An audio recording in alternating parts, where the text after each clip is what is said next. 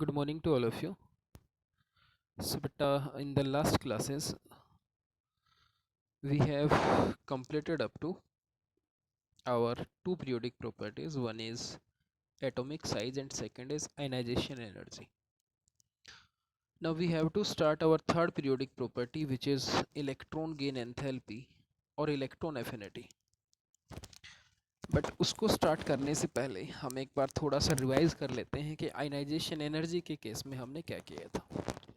तो basically ionization energy हमने किसको डिफ़ाइन किया था? आयनाइजेशन एनर्जी को कुछ इस तरीके से हमने डिफ़ाइन किया था कि मान लीजिए हमारे पास कोई आइसोलेटेड गैसियस एटम है और इसको हम कुछ सर्टेन अमाउंट ऑफ एनर्जी देते हैं जिसको हमने आयनाइजेशन एनर्जी बोला था। तो यहाँ से इसका जो मोस्ट लूजली बाउंड इलेक्ट्रॉन था वो बाहर निकल जाता है बेटा। तो इस प्रोसेस को कैरी आउट करने के लिए जो एनर्जी हम देंगे उसको कहा जाता था ionization energy. Amount of energy required to remove most loosely bound electron from an isolated gaseous atom. Basically ionization energy में जो हमने इन्वॉल्व किया था वो था इलेक्ट्रॉन रिमूवल। जब हम किसी एटम से इलेक्ट्रॉन निकालेंगे तो क्या एनर्जी चेंज वहाँ होता था। जो थर्ड पीरियोडिक प्रॉपर्टीज़ है हमारी वो रिलेट करती है इलेक्ट्रॉन गेन से कि यदि किसी एटम में इलेक्ट्रॉन गेन होगा तो वहाँ पे किस तरीके का एनर्जी चेंज होगा। बेसिकली उसके बारे में हमने आज डील करना है। तो उस चीज़ को एक्सप्रेस करने के लिए हमारे पास दो टर्म यूज़ की जाती हैं बेटा। डिफरेंस दोनों में आप ध्यान से समझिएगा कि what is difference between these two term. One is your electron gain enthalpy, electron gain enthalpy,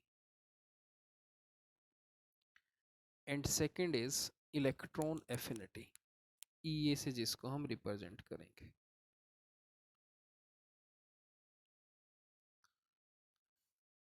electron gain enthalpy को मैं अभी के लिए ई से रिप्रेजेंट करूँगा, बट एक्चुअल में जो इसकी रिप्रेजेंटेशन हम दिखाते हैं वो दिखाई जाती है इस तरीके से, डेल्टा EGH। अब इन दोनों चीज़ों को आप ध्यान से सुनिएगा, इलेक्ट्रॉन एफिनिटी क्या है और इलेक्ट्रॉन गेन एंथैल्पी क्या है। इलेक्ट्रॉन एफिनिटी की यदि मैं बात करता हूँ तो this will B affinity for electron. यदि सिंपल मीनिंग में इसका देखो तो electron affinity, affinity for electron, किसी भी एटम की कितनी एफिनिटी है किसी इलेक्ट्रॉन के लिए, that is known as electron affinity. Electron affinity को जब हम डिफाइन करते हैं तो इलेक्ट्रॉन एफिनिटी की यदि डेफिनेशन की मैं बात करूं तो डेफिनेशन इसकी होती है amount of energy released when an electron is added to isolated gaseous atom in order to form a gaseous anion. किसी आइसोलेटेड गैसियस एटम में जब इलेक्ट्रॉन को ऐड किया जाता है वहाँ कितनी एनर्जी रिलीज होगी, that is known as electron affinity. Now यदि हम इलेक्ट्रॉन गेन एंथैल्पी की बात करें अब, तो इलेक्ट्रॉन एफिनिटी क्या है? Amount of energy released when an electron is added to isolated gaseous atom. Electron gain enthalpy की यदि हम बात करते हैं तो इसको डिफाइन हम करते हैं द एंथैल्पी चेंज। ध्यान से सुनिएगा, the enthalpy change when an electron is added to isolated gaseous atom in order to form a gaseous anion। Definition almost similar है बट डिफरेंस सिर्फ कहाँ आया है मैं उसको एक बार हाईलाइट आपको कर देता हूँ। तो यदि मैं इलेक्ट्रॉन गेन एंथैल्पी की बात करता हूँ बेटा EGE की, और यहाँ मान लीजिए मैं EA की बात करता हूँ इलेक्ट्रॉन एफिनिटी की, तो यहाँ जो हमने लिखा है that will B energy released. कितनी एनर्जी रिलीज होगी जब कोई एटम इलेक्ट्रॉन को गेन करेगा। लेकिन इलेक्ट्रॉन की एंथैल्पी में हमने लिखा है enthalpy change, enthalpy change. Enthalpy change का मतलब है एनर्जी चेंज। ध्यान रखिएगा आप, ऑल्दो इस टर्म को हम डील करेंगे थर्मोडायनेमिक्स में, बट अभी के लिए आप इस एंथैल्पी का मीनिंग ध्यान रखिएगा। इसका मीनिंग है एनर्जी चेंज। अब एनर्जी चेंज बेटा दोनों तरीके का हो सकता है, मीन्स एनर्जी वहाँ रिलीज भी हो सकती है या एनर्जी हमें देनी भी पड़ सकती है। तो यदि मैं इस चीज़ को थोड़ा सा और एक्सप्लेन करता हूँ, तो जो एनर्जी चेंज है बेसिकली ये दो तरीके का हमारे पास हो सकता है। Either it will B exothermic जिसमें एनर्जी रिलीज हो, और इट विल बी एंडोथर्मिक जिसमें एनर्जी हमें देनी पड़े। बट यदि मैं एनर्जी रिलीज लिखता हूँ तो इसका मतलब है कि वो एक्जोथर्मिक होगी, हमेशा एनर्जी वहाँ रिलीज ही होगी बेटा। So this is the basic difference between electron gain enthalpy and electron affinity. एक डील करती है कि कितनी एनर्जी रिलीज होगी जब कोई इलेक्ट्रॉन ऐड होगा आइसोलेटेड गैसियस एटम में, और दूसरी उसी चीज़ को एक्सप्लेन करती है, बट वो कहती है कि एनर्जी चेंज हम काउंट करेंगे वहाँ पे कितना एनर्जी चेंज हुआ है। और वो एनर्जी चेंज दोनों तरीके से हो सकता है, but either it will be exothermic और it will be endothermic. So this is generally difference between electron gain enthalpy and electron affinity. दोनों का हम यूज़ करते हैं इंटरकन्वर्टिबली, एक दूसरे में डेफिनेशन जब हम बात करेंगे इनकी तो सिमिलर होती हैं ऑलमोस्ट, सिर्फ उस चीज़ को बोलने का तरीका थोड़ा सा बदल जाता है। नाउ यदि मैं इनके मैग्नीट्यूड की बात करूं बेटा, तो मैग्नीट्यूड जो होता है इन दोनों का ऑलमोस्ट वो सिमिलर होता है, बट रिलेशन जो होगा इनके अंदर, electron gain enthalpy is equals to negative of E A. ये चीज़ है जो आपने ध्यान रखनी है थोड़ी सी। बाकी मैं इस चीज़ का, या हम जो मेनली यूज़ करेंगे वो हम इलेक्ट्रॉन गेन एंथैल्पी की बात करेंगे, इलेक्ट्रॉन एफिनिटी की नहीं करेंगे जब भी हमें बात करनी होगी। मैग्नीट्यूड की यदि आप बात करोगे तो दोनों का बराबर होता है, बट नेगेटिव साइन के साथ।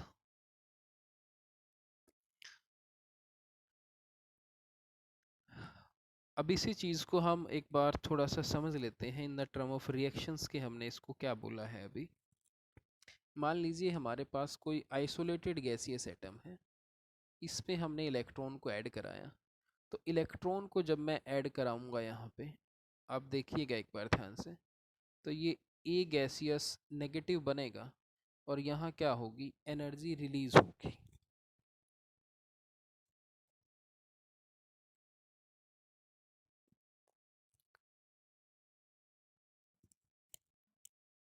तो यदि इस चीज़ को आप ध्यान से देखोगे, फर्स्ट जो प्रोसेस है, इलेक्ट्रॉन गेन हुआ, गैसियस अनायन बना और एनर्जी रिलीज हुई, this will be our electron affinity या इलेक्ट्रॉन गेन एंथैल्पी जिसकी हमने बात की थी।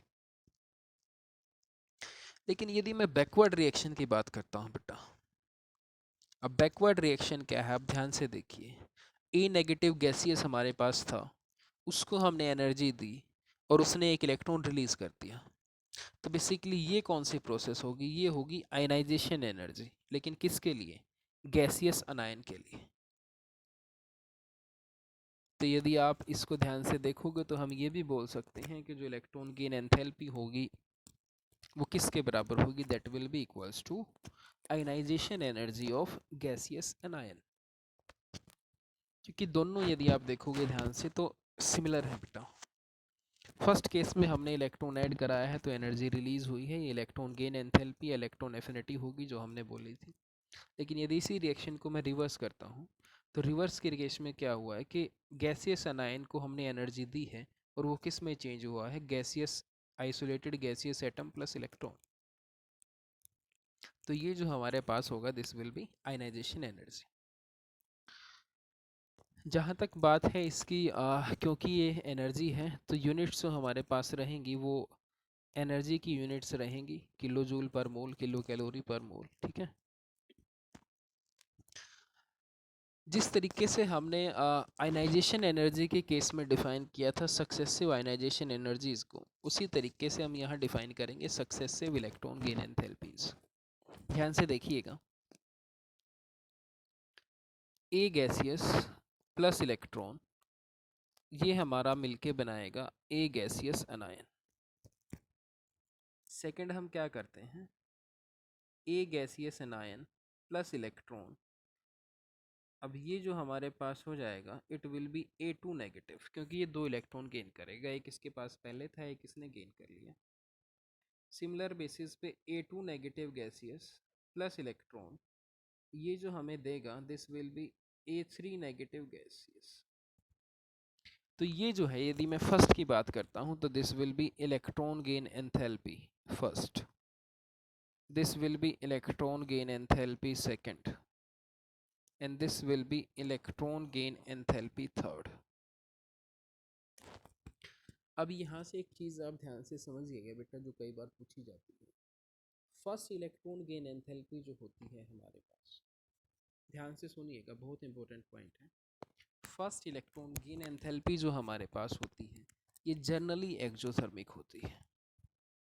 मीन्स इलेक्ट्रॉन जब गेन करेगा तो वहाँ एनर्जी रिलीज होती है मैक्सिमम केसेस के अंदर, लेकिन कुछ केसेस में एंडोथर्मिक भी होती है। किस में होगी उसको हम डील करेंगे जब हम फैक्टर्स पे आएंगे। बट अभी के लिए आपने याद रखना है कि जो फर्स्ट इलेक्ट्रॉन गेन एंथैल्पी होती है that will be generally exothermic, वह एनर्जी रिलीज होती है। लेकिन यदि मैं सेकंड और हायर इलेक्ट्रॉन गेन एंथैल्पीज की बात करता हूँ, इसके बाद की जितनी भी सारी होंगी वो हमेशा ही कैसी होती हैं, एंडोथर्मिक। तो ये क्वेश्चन कई बार पूछा जाता है, why second and higher electron gain enthalpies are endothermic in nature. Means जब आप सेकंड इलेक्ट्रॉन को ऐड कराओगे या थर्ड इलेक्ट्रॉन को ऐड कराओगे तो वहाँ पे आपको एनर्जी देनी पड़ेगी इलेक्ट्रॉन को ऐड कराने के लिए। ऐसा क्यों हुआ है, ये चीज़ हमने देखनी है। अब आप इस चीज़ को ध्यान से समझिएगा। जब मैं सेकंड इलेक्ट्रॉन गेन एंथैल्पी की बात करता हूँ तो हमारे पास कुछ ये स्पीसीज है बेटा, देखो गैसियस अनायन है, इलेक्ट्रॉन यहाँ पे ऐड हुआ और ये A2 माइनस गैस में चेंज हुआ है। अब ए नेगेटिव गैस, ये देखो ये आपका ऑलरेडी कैसा चार्ज कैरी करता है, it will carry negative charge. Electron पे भी कैसा चार्ज होता है, नेगेटिव। तो बेसिकली हुआ ये है कि आपके पास नेगेटिवली चार्ज कोई स्पीसीज है और आप उसमें नेगेटिवली चार्ज स्पीसीज को ही ऐड कराना चाहते हो। लेकिन नेचर का एक सिंपल सा रूल होता है कि नेचर अपोजिट चीज़ें जो होती हैं वो अट्रैक्ट करती हैं एक दूसरे को। तो लाइक चार्ज जो है वो रिपेल करेंगे नेगेटिव नेगेटिव चार्ज होने की वजह से। तो जनरली यहाँ पे जो इलेक्ट्रॉन की एडिशन है वो डिफ़िकल्ट होती है बेटा।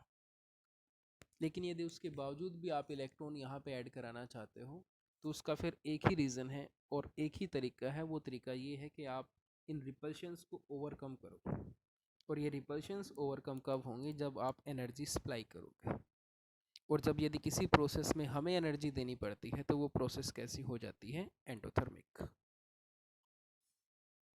तो ये चीज़ आपने ध्यान रखनी है कि जो फर्स्ट इलेक्ट्रॉन गेन एंथैल्पी होती है वो जनरली एक्सोथर्मिक होती है, नेगेटिव होगी। बट यदि आप सेकंड और हायर इलेक्ट्रॉन गेन एंथैल्पीज की बात करोगे तो वो हमेशा कैसी होंगी, एंडोथर्मिक होंगी। मीन्स पॉजिटिव वैल्यू आएंगी आपकी। रीज़न मैं आपको बता चुका हूँ कि in case of second and higher electron gain enthalpies, the electron is added to a species which already carry negative charge. Therefore, there will be repulsions between like charges. In order to minimize these repulsions, we have to give some amount of energy.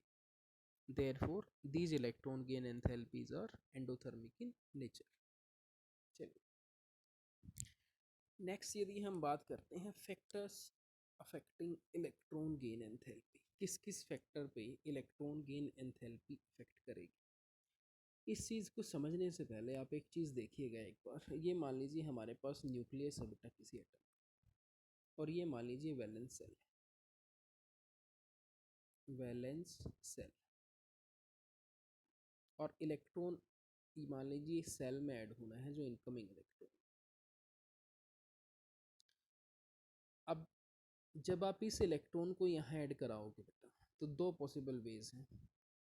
Opposite charge की वजह से इस nucleus और इस electron के बीच attractive forces generate होंगे।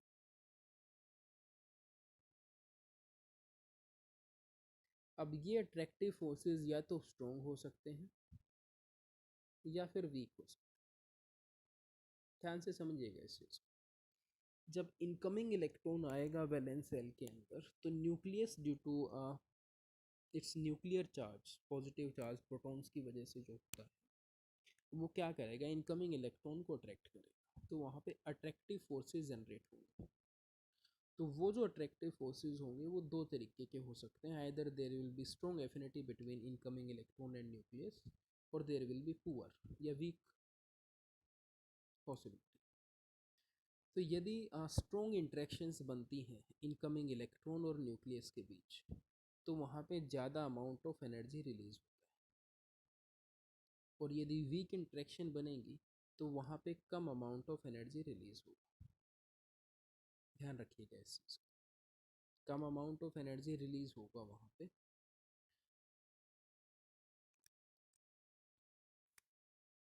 अब इन्हीं दो फोर्सेस के अकॉर्डिंग हमारी इलेक्ट्रॉन गेन एंथैल्पी की जो वैल्यू होती है वो अफेक्ट करती है पीरियोडिक टेबल को।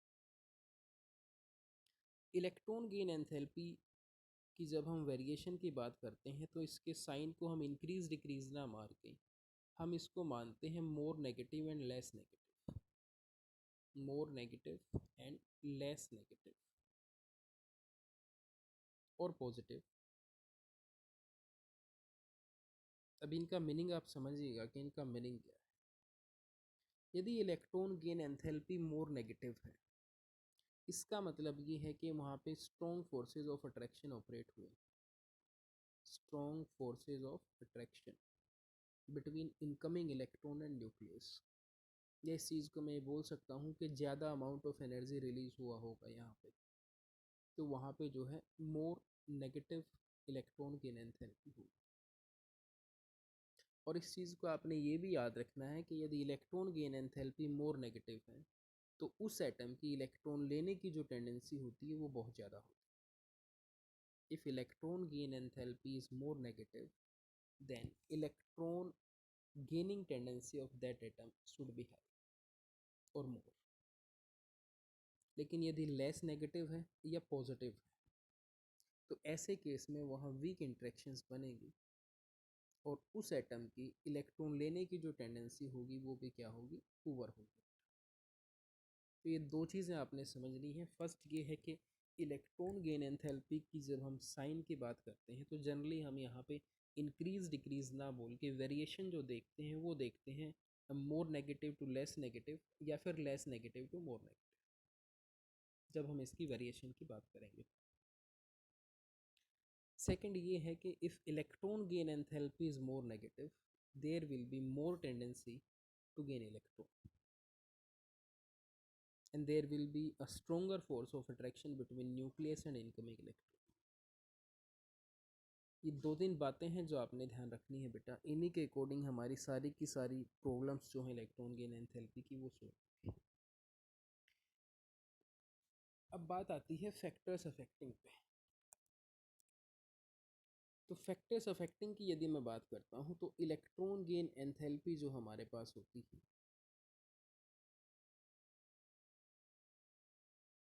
that will be directly proportional to Z effective, inversely proportional to size,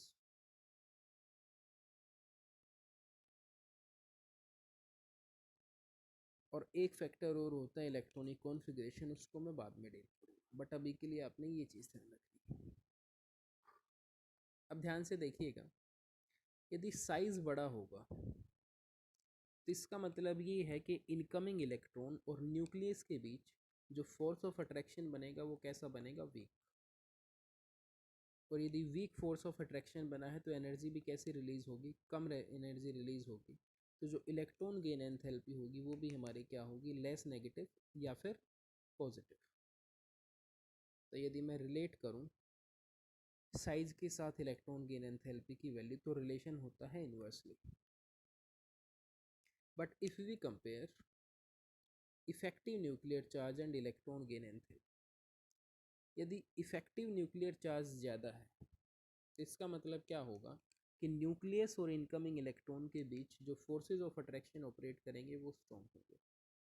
यदि फोर्सेज स्ट्रॉन्ग होंगे तो वहाँ पे स्ट्रॉन्ग इंट्रैक्शंस बनेगी और ज़्यादा एनर्जी रिलीज होगी, और ऐसे केस में जो इलेक्ट्रॉन गेन एंथैल्पी की वैल्यू होगी that will be more negative, more negative. और यदि मैं इसकी बात करता हूँ तो इस केस में जो मेरे पास आएगा that will be less negative.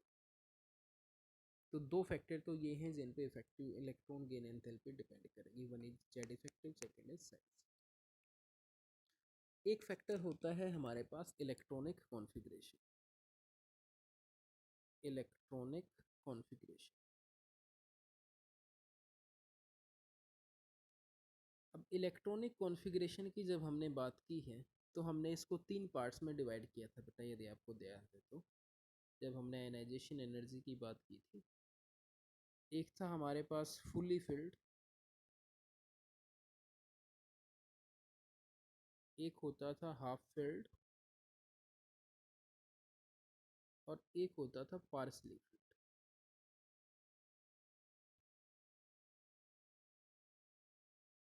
Fully filled और हाफ फिल्ड कॉन्फ़िगरेशन जो हमारे पास होते हैं, these are more stable as compare to partially filled configurations, ये ज़्यादा स्टेबल। अब यदि कोई भी चीज़ ज़्यादा स्टेबल है बेटा, वो कभी भी अपना स्टेबिलिटी लॉस नहीं चाहेगी। फॉर एग्जांपल, मान लीजिए मैं नाइट्रोजन की बात करता हूँ, तो नाइट्रोजन में हमने इलेक्ट्रॉन को ऐड कराया और मान लीजिए N नेगेटिव बन जाए और ये गैसीय स्टेट में है मान लीजिए, तो नाइट्रोजन का यहाँ जो कॉन्फ़िगरेशन है ग्राउंड स्टेट में, that configuration will be 1s2 2s2 2p3, और यहाँ जो कॉन्फ़िगरेशन आएगा that will B 1s2 2s2 2p4। अब ये जो कॉन्फ़िगरेशन है ये पार्शियली फिल्ड है, और ये जो कॉन्फ़िगरेशन था ये हाफ फिल्ड। अब यदि इसी चीज़ को मैं दूसरे तरीके से लिखूं थोड़ा सा, तो ये जो कॉन्फ़िगरेशन है that will be your more stable, ये ज़्यादा स्टेबल है, और ये जो कॉन्फ़िगरेशन है हमारा दिस विल लेस स्टेबल। तो जैसे ही हम यहाँ से यहाँ मूव करेंगे तो हमारे पास क्या होगा, it will B A stability loss. और कोई भी एटम कभी भी स्टेबिलिटी लॉस नहीं चाहेगा बेटा, उसकी नेचुरल टेंडेंसी कभी भी नहीं होगी मोर स्टेबल स्टेट से लेस स्टेबल स्टेट में जाने की। तो ऐसा जनरली होगा नहीं कभी बेटा, लेकिन फिर भी यदि आप ऐसा कराना चाहते हो तो उस केस में आपको क्या करना पड़ेगा, क्योंकि नेचुरल टेंडेंसी उसकी है ही नहीं इलेक्ट्रॉन को सेट करने की, तो फिर ऐसे केस के अंदर आपको इलेक्ट्रॉन्स ऐड कराने के लिए एनर्जी क्या करनी पड़ेगी, देनी पड़ेगी। और ऐसे केस में जो इलेक्ट्रॉन गेन एंथैल्पी की वैल्यू आएगी वो आएगी आपकी पॉजिटिव या फिर लेस नेगेटिव। और ये दोनों ही चीज़ें इस चीज़ को सिग्निफाई करेंगी कि that particular atom do not have much tendency to accept electron, या आप ये बोल सकते हो कि उसकी जो इलेक्ट्रॉन गेनिंग टेंडेंसी होगी वो कैसी होगी, poor. So these are the factors affecting electron gain enthalpy. 3 factors पे मेनली डिपेंड करेगा। फर्स्ट था हमारा इफेक्टिव न्यूक्लियर चार्ज, सेकंड था हमारा एटॉमिक साइज, और थर्ड था हमारे पास इलेक्ट्रॉनिक कॉन्फ़िगरेशन। चलिए नेक्स्ट हम बात करते हैं वेरिएशन की। Variation of electron gain enthalpy in period and group. तो ये चीज़ आप साइज के बेस पे एक्सप्लेन कर लीजिए। लेफ्ट टू राइट जाने पे हमें पता है साइज हमारा क्या होता है, डिक्रीज होता है। तो साइज डिक्रीज होगा तो इफेक्टिव न्यूक्लियर चार्ज क्या होगा, इंक्रीज। तो जैसे जैसे मैं लेफ्ट टू राइट आऊँगा तो इलेक्ट्रॉन गेन एंथैल्पी जो होगी that will be more negative, वो मोर नेगेटिव होगी बेटा। और यही रीज़न होता है कि जो 17th ग्रुप के एलिमेंट होते हैं they have maximum values of electron gain enthalpy. उनकी जो वैल्यूज़ होती हैं मैक्सिमम, वो पर्टिकुलर पीरियड के अंदर सबसे ज़्यादा नेगेटिव जो वैल्यू होगी वो आपको कहाँ मिलेगी, 17th ग्रुप में। क्योंकि 18th ग्रुप जो हमारा है वो नोबल गैसेस का है जो फुली फिल्ड कॉन्फ़िगरेशन होते हैं, तो वहाँ तो आपको यदि इलेक्ट्रॉन ऐड कराना है तो you have to supply more amount of energy. ध्यान से समझिएगा इस चीज़ को। नेक्स्ट यदि मैं बात करूँ top to bottom in a group, तो यहाँ हमें पता है कि साइज़ क्या होता है डाउन द ग्रुप आने पे, इंक्रीज। तो इलेक्ट्रॉन गेन एंथैल्पी जो होगी that will be our less negative, means electron gaining tendency जो होगी वो डाउन द ग्रुप आने पे क्या होगी, डिक्रीज होगी, और लेफ्ट टू राइट किसी पीरियड में जाने पे क्या होगी, increased. So this is all about the factors affecting variation and definition of electron gain enthalpy क्या होती है बेसिकली। अब दिक्कत ये है कि हमेशा हमारे पास ऐसा जनरली ट्रेंड फॉलो नहीं होता है बेटा ग्रुप और पीरियड के अंदर कि हमेशा ही ऐसा रिजल्ट पॉसिबल हो कि डाउन द ग्रुप जाने पे इलेक्ट्रॉन गेन एंथैल्पी जो है वो हमेशा लेस नेगेटिव हो, और लेफ्ट टू राइट जाने पे वो क्या हो, मोर नेगेटिव। तो हमारे पास कुछ एक्सेप्शंस होते हैं।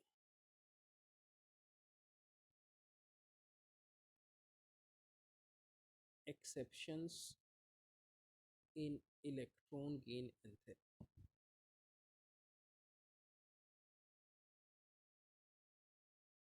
सबसे पहला एक्सेप्शन, जो नोबल गैसेस होती है इनकी जो इलेक्ट्रॉन गेन एंथैल्पी होती है वो पॉजिटिव आती है due to their stable configuration. Similar basis पे जो हाफ फिल्ड होते हैं, जैसे मान लीजिए नाइट्रोजन है, फॉस्फोरस है, इनके लिए भी जो वैल्यू आएगी either it will be less negative और it will be positive. Reason again same रहेगा, ये हाफ फिल्ड होते हैं इस वजह से। लेकिन जो सबसे इम्पोर्टेंट एक्सेप्शन है जो आपने पढ़ना है वो पढ़ना है हमें सेकंड और थर्ड पीरियड के अंदर। देखिएगा ध्यान से, यदि मैं सेकंड पीरियड के एलिमेंट की बात करता हूँ, स्पेशली जहाँ ऑपरेट करता है मैं उन्हीं को पिक करता हूँ, नाइट्रोजन, ऑक्सीजन, फ्लोरीन। ध्यान से देखिए, थर्ड पीरियड की यदि मैं बात करूँ तो नाइट्रोजन के यहाँ आएगा फॉस्फोरस, सल्फर एंड क्लोरीन। अभी हमने एक चीज़ पढ़ी थी कि जब हम डाउन द ग्रुप आते हैं तो इलेक्ट्रॉन गेन एंथैल्पी जो होती है that will be less negative.